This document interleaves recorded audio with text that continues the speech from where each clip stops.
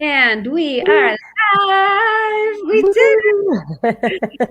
Welcome, everyone. I am Rebbetzin Bat-Chen Grossman from ConnectedForReal.com, and I'm a marriage coach for women in business. Business and women, for women in business.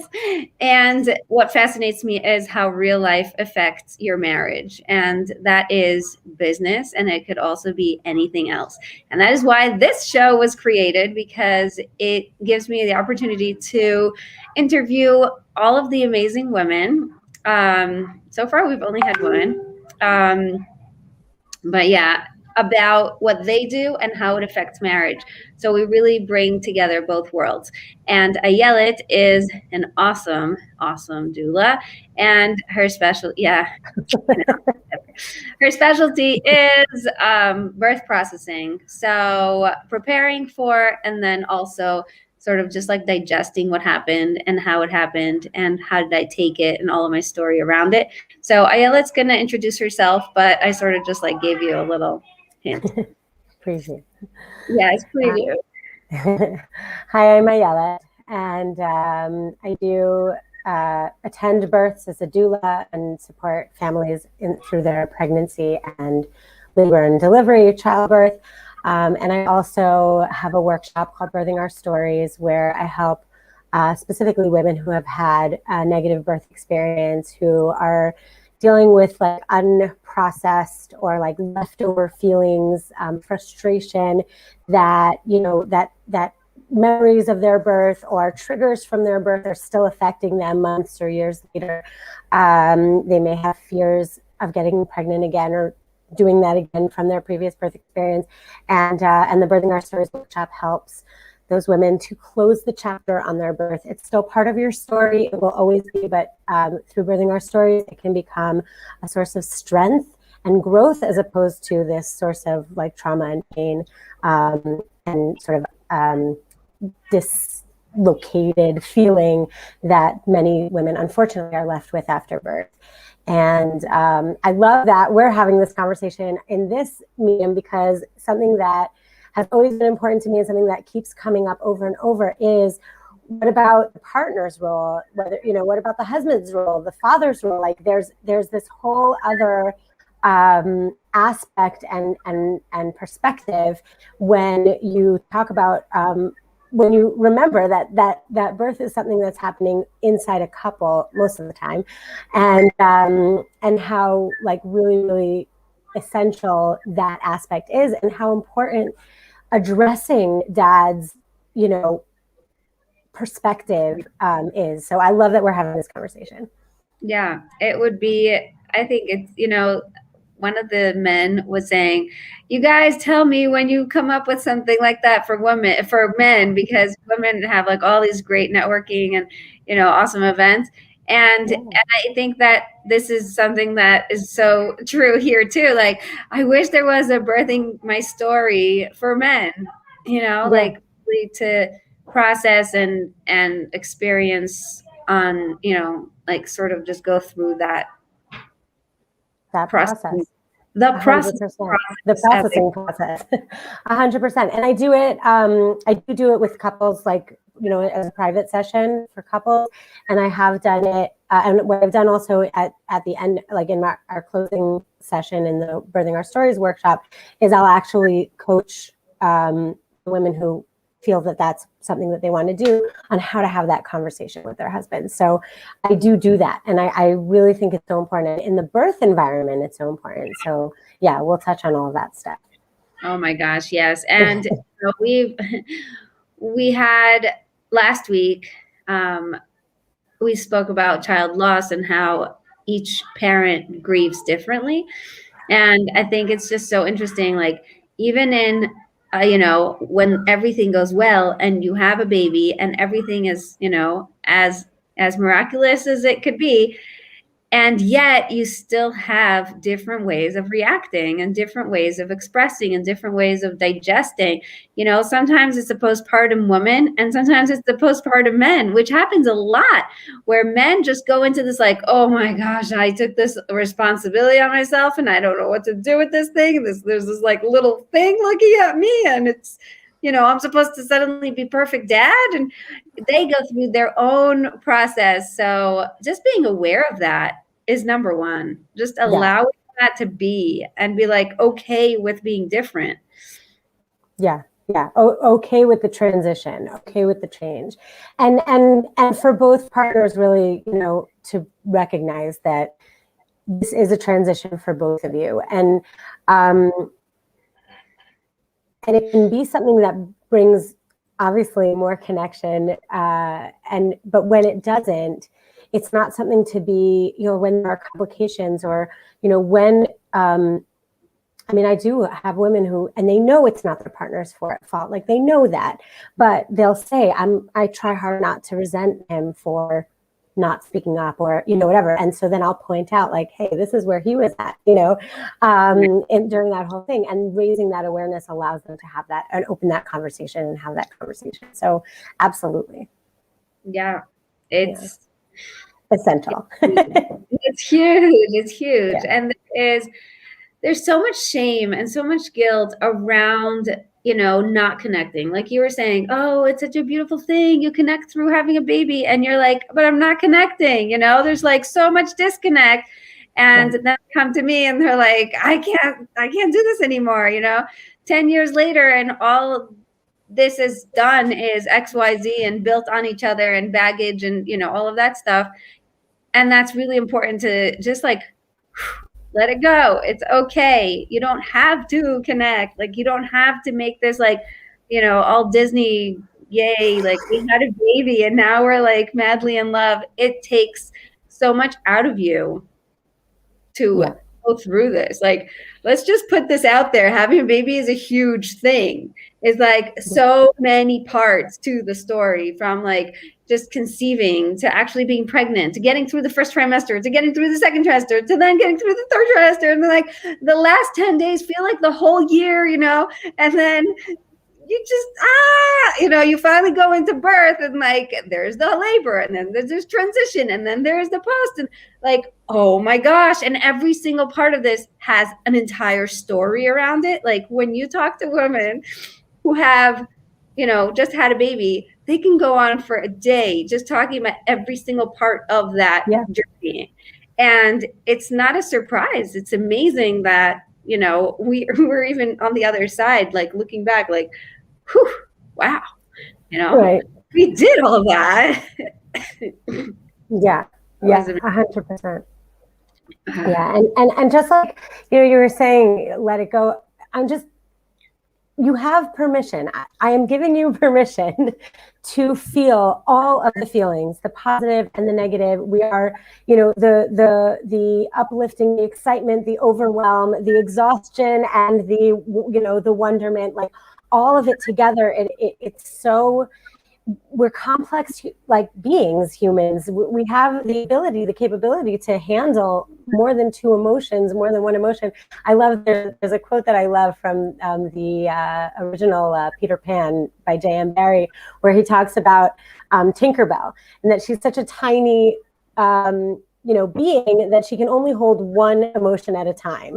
So like she can be, happy 1 second, and as soon as she gets that jealousy, that's all she has is jealousy. And, but we're not fairies. We're much larger and more complex than fairies. And we can actually hold on to so many emotions at the same time. And that's why, like, especially, when you're talking about birth, processing a birth experience or heading into a birth experience as two separate beings and coming together as a couple to have this, to go through this experience together, recognizing that, it's not like there isn't just one goal. There isn't just one outcome and one possible way of feeling it. Like either it was a negative outcome and it's horrible, or it was a positive outcome and it's wonderful. No, there's so much nuance, and it can be different. Really, that nuance can affect each, the mom and the dad separately in different ways because of where they're at in the process. Yeah. And just to tell you, my mother just says hi in the comments. So thank you, Ima, for being here. This is so fun. Thank you for giving birth to me. We're talking about birth, so you get all the credit. And also a reminder for all of you who are listening, if you're live, say hi, send us your questions. If you're on the replay, just do #replay and we'll be able to go back and see it and answer any questions you have. And answer any questions. Absolutely. Yeah, absolutely. Cool. Oh, and Candace is here. She was here last week. She was my guest, so this is fun. Yeah, it's really, it's just like so huge because, I work with women in business. So in business, one of the biggest, most important things in order to be successful is to be able to really take the situation, take it apart, process it, and then take as much of the learning experience, like get your money's worth from that experience, so that you don't have to, whatever, like learn things multiple times or whatever it is. Like this is something that is so complex, more than anything else that you could do in business, that it feels like your job is huge. So how do you break it down?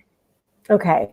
So one thing to remember, first of all, the overall just structure of how I see, and I've been a doula for 14 years. I've been a birth giver for 16 years. I have 6 of my own, thank God, and my oldest is 16. So I've been doing this for a while, and the way that I've seen this play out is, mom is the birth giver. This is all happening inside her body. This is all her doing this. And so her experience is very visceral, especially during the actual labor. If you're in an environment that you can feel, comfortable and you can trust your environment, then you're free to actually be completely primal, completely in your body, and you're feeling this process as it's happening, obviously, because it's happening inside you. And what happens when there's like a complication, or suddenly somebody sort of steps in and says and asks you to come out of that primal experience and be present and answer questions like, when was the date of your last period, or all these ridiculous things that you don't really need for that moment, you're pulled out of that and you step into this observer role, and you're sort of observing yourself in this process, and that's when some of that dissonance can come in, that can cause a feeling of being mistreated or neglected or whatever, because you're pulled out of the process that you were flowing in to be present and to deal with a complication or something like that. So that's mom, right? That's the birth giver. And then you have the birth partner, right? Dad, and in most cases, and his role is so he has actually, I would say, almost a more complex role, and his perspective is a little bit more complex, because his main role in the birth room is the partner to his wife, to the birth giver. Right. He's there and like as as his wife is actually birthing their baby, he's also the father of this baby, right? But so that's 2 roles. But then you have to take a step back. You have to zoom out and look at the fact that he's also, on top of that, he's an observer, always. He's a bystander. Mm. And there's a limit to what he can do, in the process. So, in the old stories, it's like they send them out of the room to smoke a cigar. And then when we got to the 60s and 70s and we brought men back into the birth room, you've got them, boiling water or bringing towels. And it's in the birth literature, it's all about sort of giving them a job. But to be honest, to speak to you, the men right now, you know, it's a very difficult place to be. And especially if you're in a hospital environment where you may have been there once and there are things going on that you don't fully understand. And your wife may not fully understand them either, but she's intuitively feeling this process. And you're you're the bystander, you're watching, you're trying to make decisions. They're going to appeal to you very often. And they may even use like alarmist tactics to try and get you to do what they think your wife should do. And, what do I do in that situation? And so it's really, so like your concern is... by the way,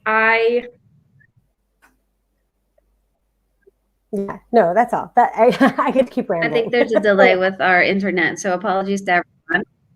That's okay. No, I love it.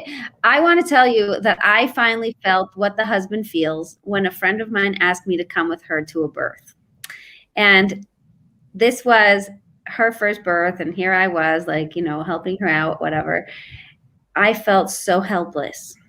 Yeah. So, because when I'm giving birth, I know what I need. I feel my body. I'm going through it.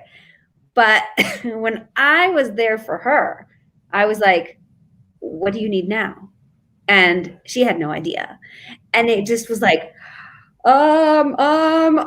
it was so miserable. I was like, I do not ever want to be the husband ever again. I'd rather give birth many times and not have to be on the other side of supporting a person who you see they're going through something, she's in pain, she's trying to make decisions, she's not sure, blah, blah, blah. And I'm like, really helpless. And obviously I'm not a doula, so I just know what to do. Right. So, okay. And it comes also with experience, but, but you're talking, but even that, right? You're talking as somebody who you did experience it before in your body, and husband will never, right, experience that. And you're not emotionally and physically and biologically invested in the woman giving birth or the baby, even though you're so invested in your friend. It's not it's not to that. For sure. It was just, it was a little like Candace is saying, how awesome is it that you now have a new perspective? Totally. Yeah. After that, I was able, that was after my third, 4, 5, and 6, I was completely more understanding and in tune with what my husband needed. Even, when the last one, my husband was so sweet. I gave birth right before midnight and he was exhausted. Okay. Really exhausted. He had the craziest day. He had to walk the entire Jerusalem because there was no buses, because it was a parade. And he was absolutely exhausted by the time he got to the hospital. I was already there with the doula. It was just the craziest story. Anyway, the second I gave birth, 10 minutes before 12, and then he's like, great, can I go home now? And in reality, if I was normal, postpartum, just had a baby, let me just punch you first and then you can go home. I was so what? You're going to leave me here? And he's like, the doula is going home and she can give me a ride and I really need to sleep. And I just let myself be okay with that, be like, okay, how about you stay just 20 minutes more and then you can go. And he was, and that was great. So, but I wouldn't have been able to do that if, let's say, it was birth number 1 or 2. Right. It took me until birth number 6 to be okay with him being human. Right. Right. For sure. For sure.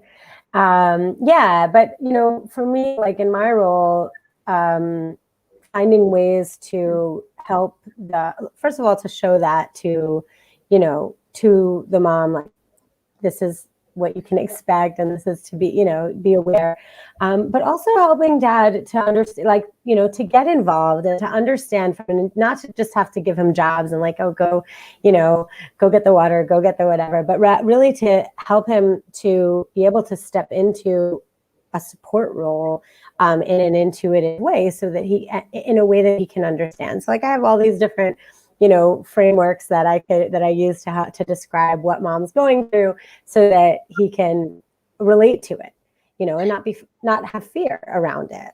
And this brings us to my mother's comment. My mother commented in Hebrew, so I'm going to translate it, that my father helped her very much. Number one, he saw on the monitor anytime there was a contraction coming, because the monitor saw it first. He would warn her, like, oh, it's coming. And that was really helpful for her. And that was like his job. And number two, he sang her songs and made her like relax. And I think that's huge, just to like be aware and communicate ahead of time. What do you need? Some women need, like, I need my husband to be there and like make me laugh and remind me Hashem is here, and God is here and everything's under control and I'm, in the best hands and all these things. I need him to do that, because like I am not able to be in two places at the same time. And my husband sings and whatever, like we do funny things. In the last birth, he did not do any of that because he was so tired. And every time I was like, could you sing something? And he was like, how about I just put it on YouTube? Guys, that was like the biggest bigger thing, processing thing on that birth, because it was so funny. It's just like all the things that are coming up now while we're talking. It was just so funny. It was such a funny experience to have an exhausted husband there. He says, can we not make it midnight this time? Hey, you accommodated. You gave birth before. I am very accommodating. There was one birth where he had tests on Thursday, and I was sure I was going to give birth on Thursday, but he said, please not before the test. So I ended up giving birth on Friday. Nice. and like, with another one, my parents asked if I could just wait one more day, and like my body listens. Totally. It's amazing. That's awesome.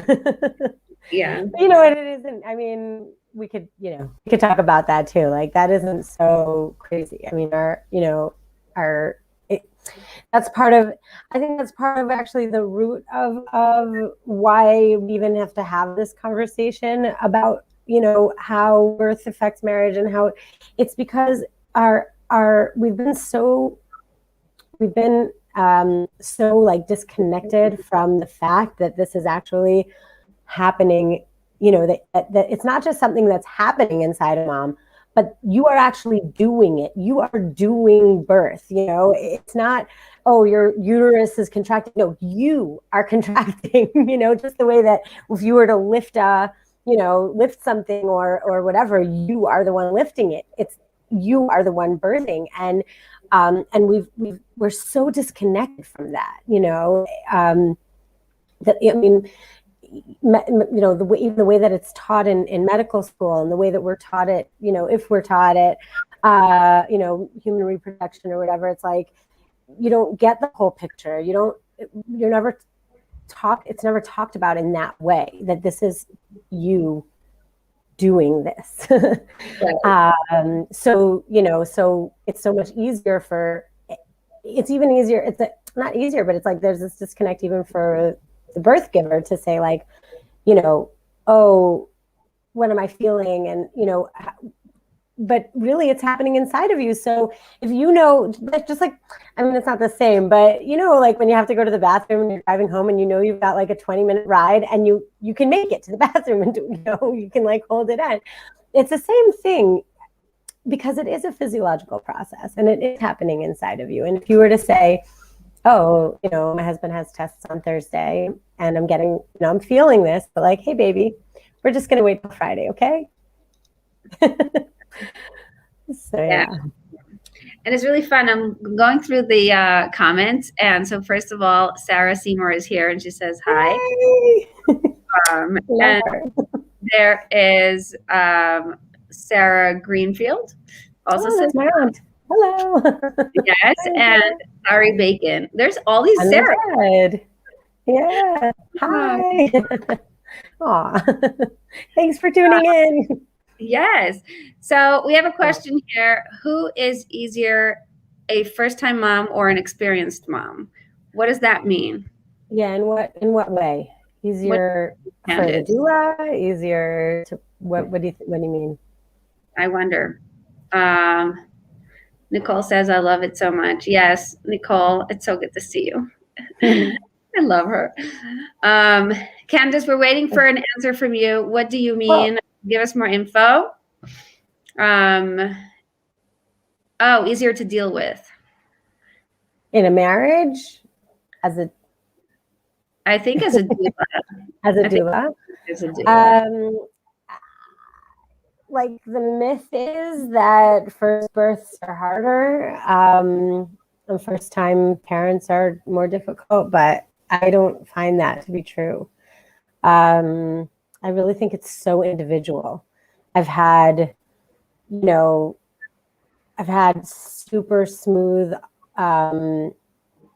It's also about the relationship you build. So I can't even. It's a hard question to answer. I don't see it Deeper than being. that.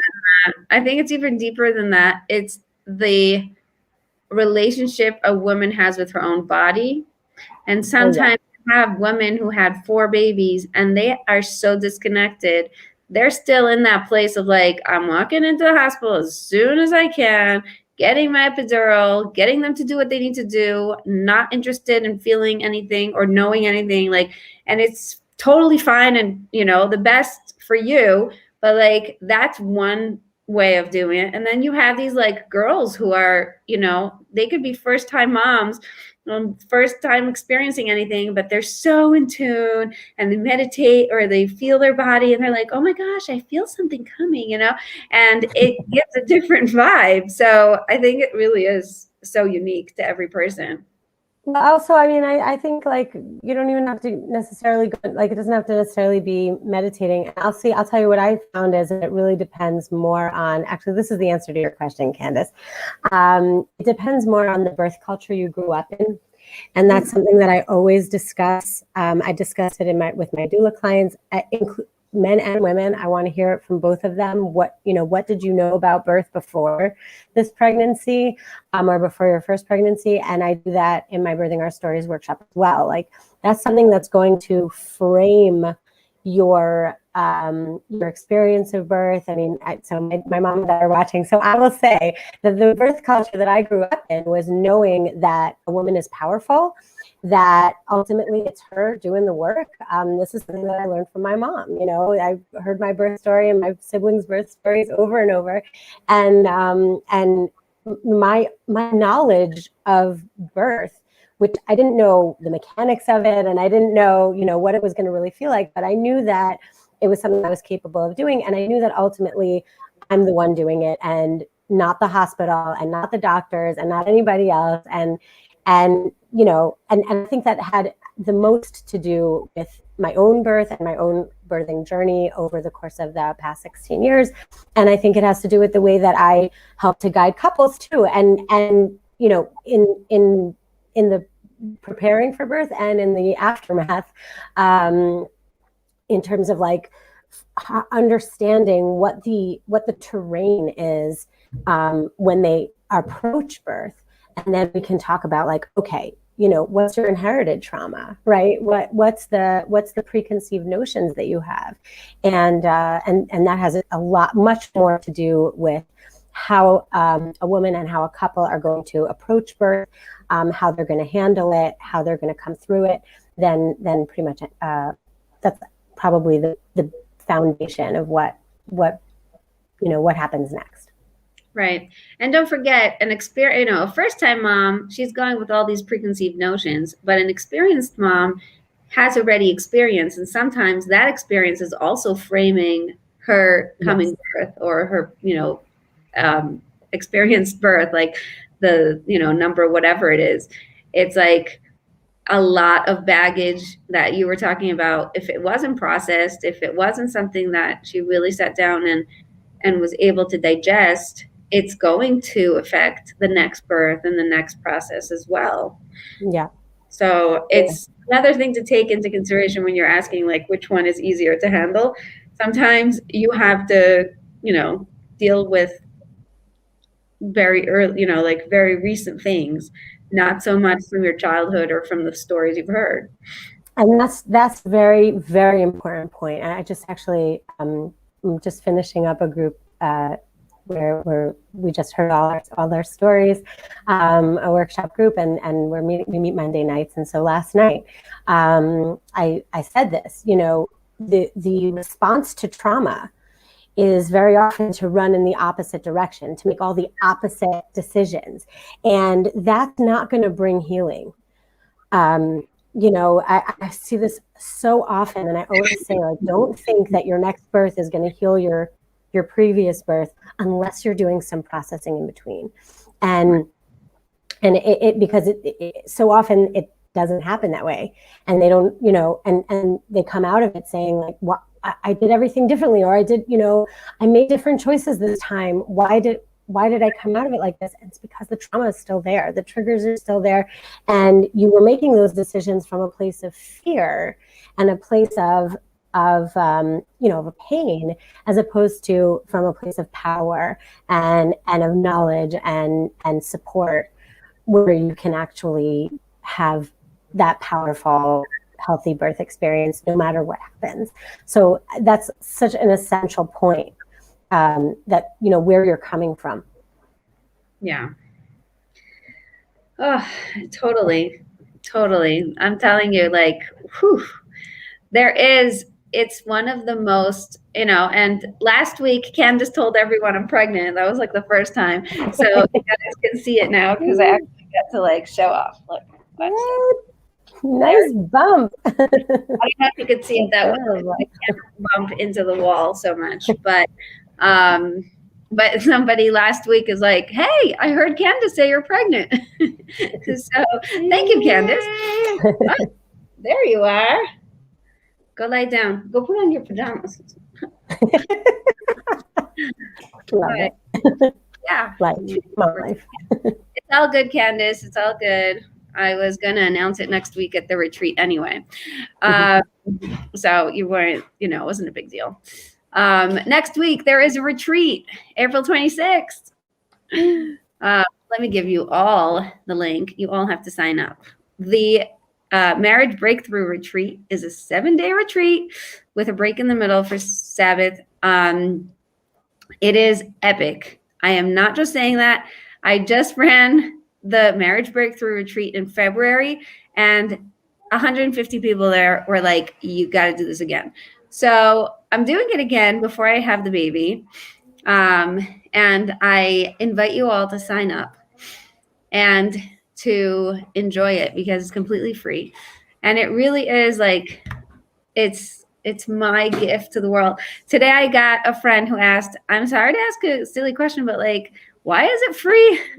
And so the answer is because in January, I stood in prayer and I asked God, what do you want from me? And how can I serve and impact in a bigger way than just one-on-one? Because I was, until this point, I was doing just one-on-one.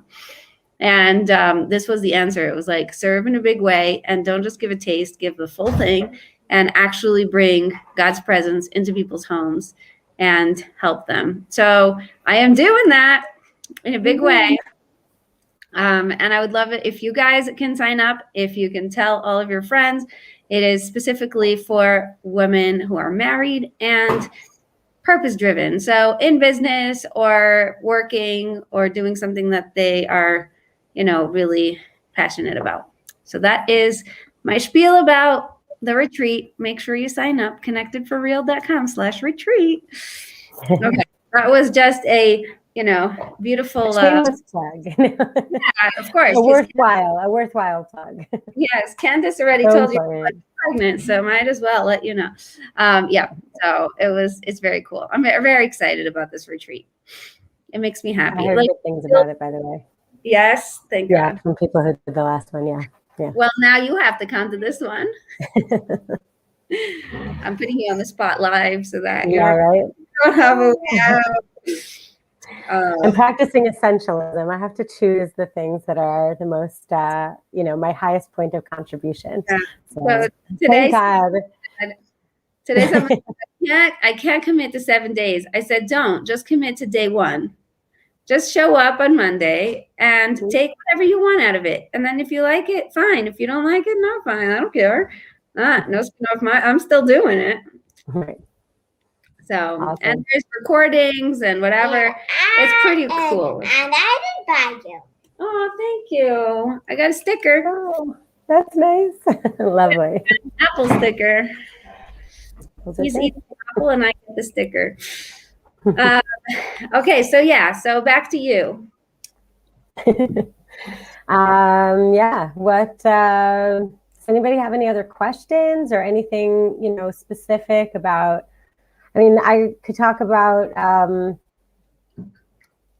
don't know, talk about anything here. Okay, you told me a while back that you have 2 things. One is for before the birth and one is after, something like that. What is it? Yeah, where you can find me. Okay, so I do have some really cool and really, really helpful free resources. One is a trigger response guide, and that's for you if you've had a negative experience or you feel triggered sometimes by your birth experience. It can come up in a whole bunch of ways. And this is a way to sort of deal with the trigger in the moment so that you can make the decision about what to do next. Like the example that that comes up a lot is where you feel, anytime like birth scene comes up on TV, or somebody starts telling their birth story in a group, and you feel like you get that trigger response and you want to run away, and whatever you normally do, either you like get silent and you sort of like become a shell, or you do walk away or whatever. You're not doing that from a place of power. So the trigger response formula allows you to release the trigger in the moment. Love it. Release the trigger in the moment and then make a decision. Do I want to stay and participate in this conversation or watch this movie or whatever? Or do I want to, to take a step away, and it's coming from a place of power. So that can play out in all sorts of different situations. That's the trigger response guide. And that is at birthingoursstories.com/trigger-response. I will send the link. I should have opened this up before. And the other one is, I'll post it in a second. And the other one is a guide for you if you are trying to conceive or you're currently pregnant and you're hearing all these stories, or you did have, whether or not you had a past negative experience. This is the guide to help you to put into place the 4 essential elements that will give you a positive birth experience no matter what the circumstances. So it walks you through my process of the 4 elements of how to put those into place. The 4 elements, just so that you know, of a positive birth experience are voice, choice, power, and support. And when you have those 4 things, and I go through each one and explain what that means, in your birth experience, you're going to have a positive experience no matter what the circumstances. And I'm so serious, because I've supported women who were you spoke about this last time, who knew they were having a loss and who knew they were birthing a stillborn baby, and they had a positive experience. So this goes for the full range of experiences. When you have these 4 elements set up, you are setting yourself up for a positive, powerful, and healthy experience.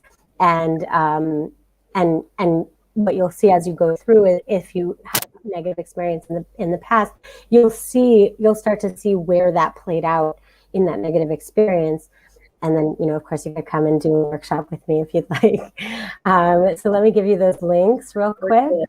Okay, we have a question from the audience. What do you think about home births? Me personally, I think they're a wonderful option for many people. I don't think that all women need to all of a sudden go birth at home, but I think it's worth looking into if it's something that you're interested in. There are really great resources on it. I'm happy to talk about it. You can always reach out to me. You can find me on Facebook. My Facebook page is at Healing Her. And you can find me on Messenger, WhatsApp, wherever you are. I'm there. I love that you said it's not for everyone. You have to be a candidate for a home birth. Even legally, there isn't. It's not something you're going to do if you have complications or if you have history or if you have certain things. I think that right. It's you have to take into consideration the priority list in my mind is you, your baby, and your family. And if all of those factors in your life can come together to support a home birth, then I think it's an excellent choice. Ultimately, in order to have a healthy birth, you need to be in a place where you feel safe, where you can trust your environment and you can trust the people in your support team. You have to be in a rest and digest state and not in a fight or flight state in order for the hormones of labor to do their work, just like any other physiological process that we do in our bodies. And so wherever that is for you. Now, I'll just relate when I had, so of my 6 children, 4 of them were born at home. And my first was in the hospital. And when we were looking into this option for our second baby, that factored in a lot, because I felt like in the research that I had done and the people I had spoken to and my own experience of my first birth, I felt like I wanted to give birth at home. That's where I would feel the most safe. That's where I would feel the most cared for, and bringing in the people who I trusted to be there and support me would be the ideal way for me to give birth. And my husband wasn't sure. And he had a lot of questions. And when we went into that conversation of like, okay, are we going to even pursue this question? I said to him, look, ultimately, you are my partner. You are my rock. So if you're not comfortable then at home, if you're feeling unsafe, if you're feeling untrusting of this process when we're at home, then I won't feel safe at home, because I need you to be, solid. So we're going to go through this investigative process, and you need to be convinced, like you need to feel comfortable that this is a safe option. And he was, and we did, and now he's like a huge advocate, and so are his parents, who would never have imagined it. I think my parents saw me going on that path at some point, but that was a conversation that we had. So it has to be right. It has to be right. Yeah. And Candace says, I love that you recognize it's not for everyone. Of course it's not for everyone. I think it's really detrimental to say anything is for anyone. We're so unique and we have such different needs. I have a friend whose both her parents are doctors, and she feels the safest in a hospital. Like, this is her home, like she just feels this like, oh, okay, now I can finally give birth because I know I have the people to whatever. And for her, giving birth anywhere outside the hospital was like, no way. Right. I had my number 5 too quickly in the house, and it wasn't planned. So we ended up going to the hospital afterwards. And right before that, my friend gave birth in the house, also not planned, also too quickly, and she had a completely different experience. She was petrified. She had all these bad thoughts going through her head. She thought something wrong was going to happen. Too many things were going on, and so she was in total anxiety. And meanwhile, I was like, woohoo, this is so fun. I get to be home, and it's going too quickly. Such different experiences because we're such different people. And like we were saying before in the beginning of the call, it has to do with how you were raised and what stories you heard and what things you believe about and all of the different frameworks that are building this experience for you. So it is definitely not for everyone, 100%. Yeah, but I do want you to know that it is a safe option. It is a true option, and it's something to explore. And my approach is always to explore. You know, if you are, because that you can only get answers that way.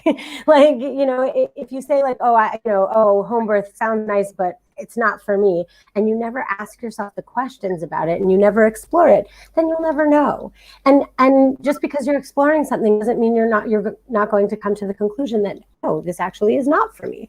But then you walk away knowing that you did really explore it and you did really choose not to give birth at home. Or not to give, you know, or whatever the question is. But that's always my approach, is let's explore it, you know, and be prepared. So yeah, so definitely, yeah. And you were saying like anything that, you know, you said nothing is for everybody.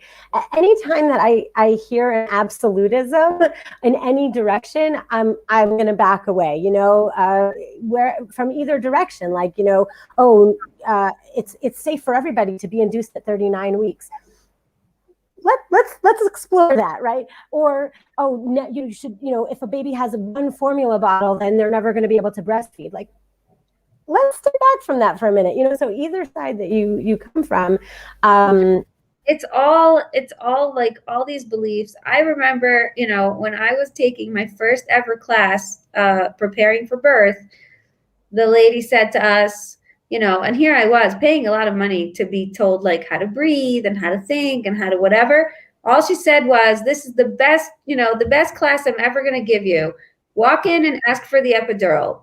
And I was like, okay, you did not give me any other choice but like to do what you say. Like, this is just not fair. I paid you all this money, you know. It just like, so, and then she went on for a whole like hour explaining why it's safe and it's good for everyone and everybody can have the epidural. And I'm doing my research and going, wait, but there's people who can't have the epidural, and like, what about them? And it just made me crazy how frustrated I was at that preparation to birth class, that I obviously that's so unfair, you know. And I mean, and so you know, let's just give credit. My mother always said, you know, the epidural is God sent, and it is. A lot of people are able to have babies thanks to the fact that they don't have to worry about so much of the pain. But and it's really right. And it really comes down to, I like, you know, my birth class in a nutshell. If I had to give it one statement, I would say that no intervention is good or bad. It's how it's used. And if you have if you're being given an intervention and it's being used as a solution, then it's going to be a problem. And if it's being used as a tool, then it's probably not going to be a problem. And that's ultimately the bottom line. Any intervention can be a positive intervention if it's a tool. And so often they're not seen as a tool towards the process in the medical environment, right? It's like a woman is given an epidural and it's goodbye. Like, okay, you're on your monitor, you're on your own. Whereas if a woman needs an epidural to get past the thanks. You can quote me on that.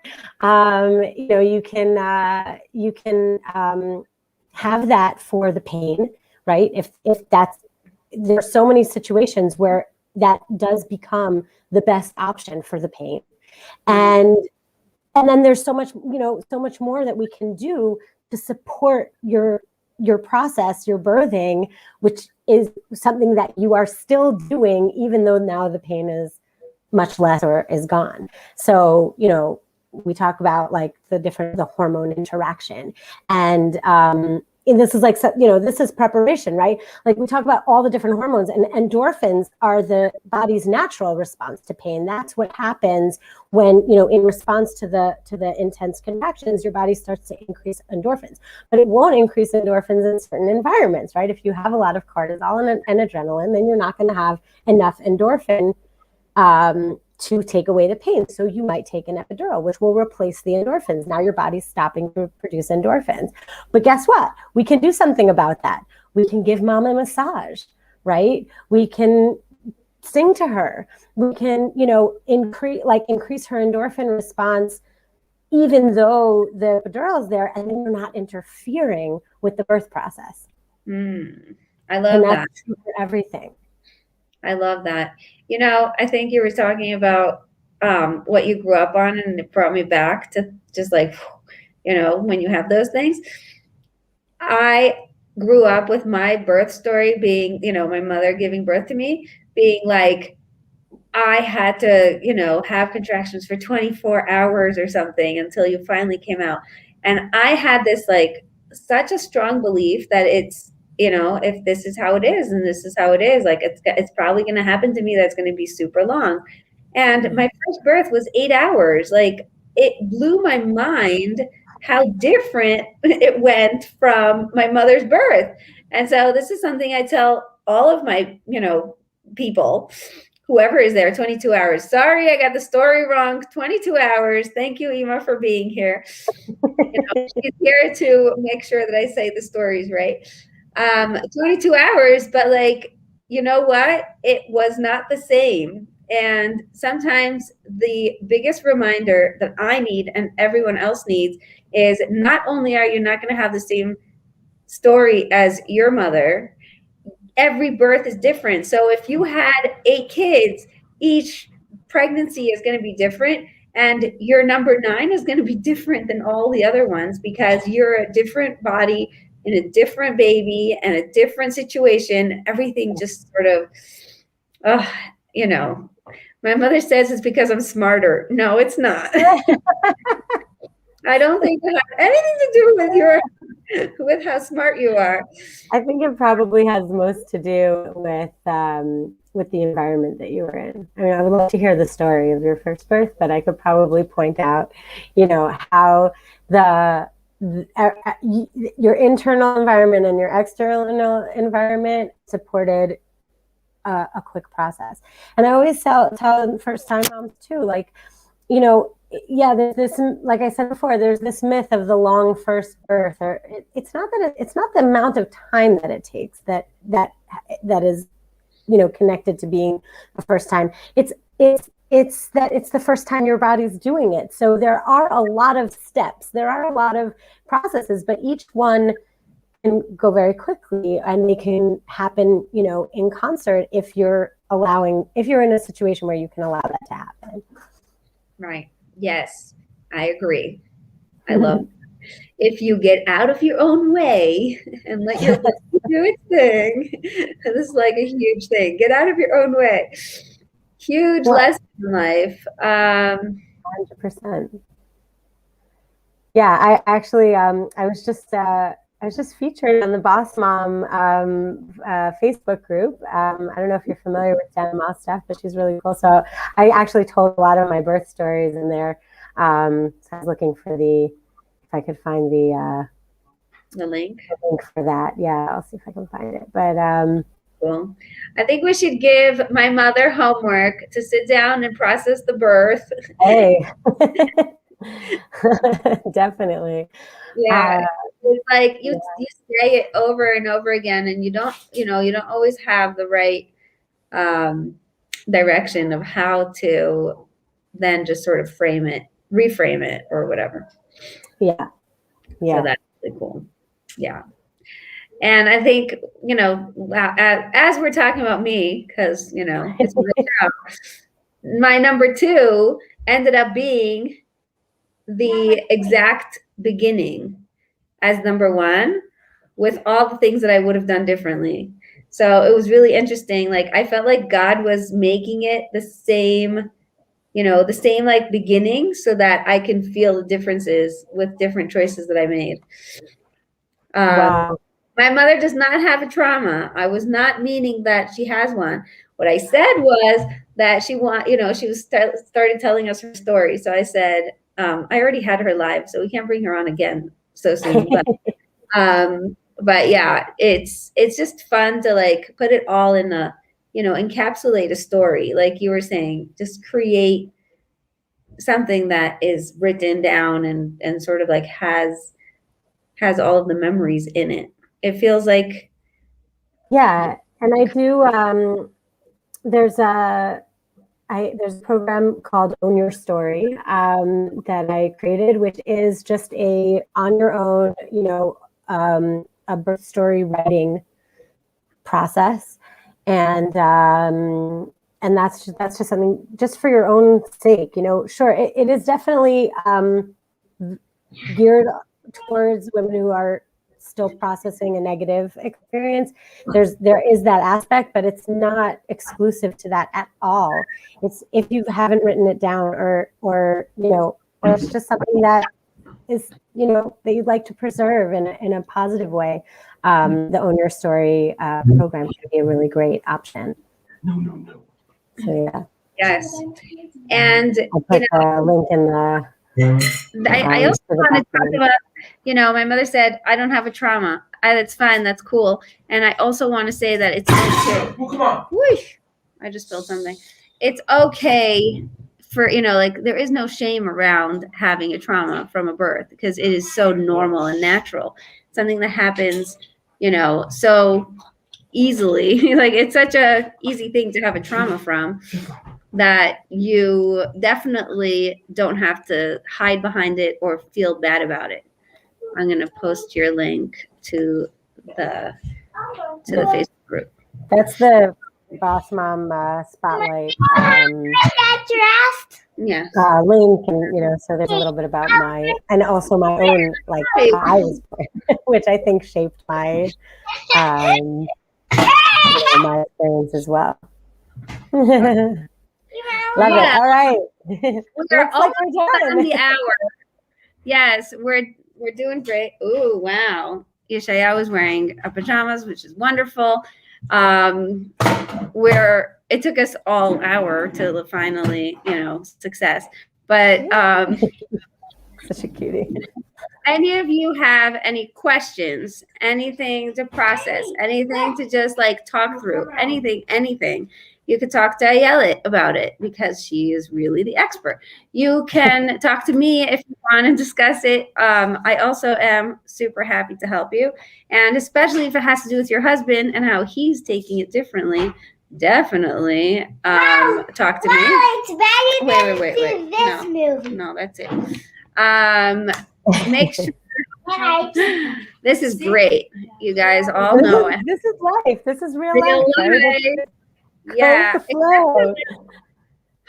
It used to be we would say, oh, COVID, our kids are home. But like, it's already 9 p.m. They should be sleeping.